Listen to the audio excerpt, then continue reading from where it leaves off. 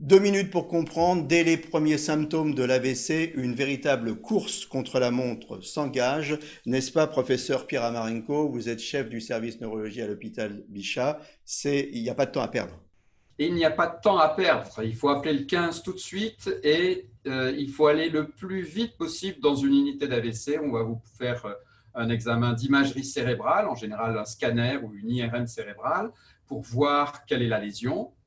Et ensuite, on va vous donner le traitement approprié. Alors, lorsque c'est un caillot qui a bouché une artère, c'est dans 80% des cas le cas, on vous passera un traitement qu'on appelle thrombolytique. C'est une sorte de test-up qui débouche l'évier.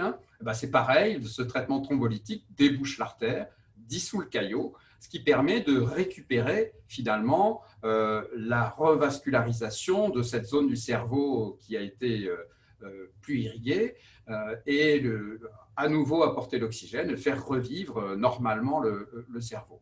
Et donc ça, c'est quelque chose qui peut être efficace dans environ 40% des cas. Au-delà, si ce n'est pas efficace, on peut déboucher l'artère en allant capturer le caillot à l'intérieur du cerveau.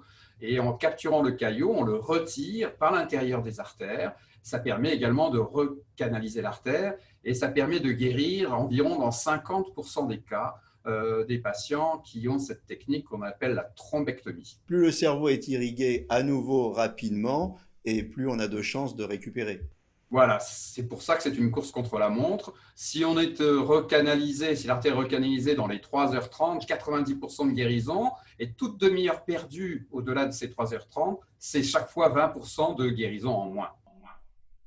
Voilà, donc une véritable course contre la montre, on ne le dira jamais assez. Dès les premiers symptômes, on ne réfléchit pas, on appelle le 15 et on fonce.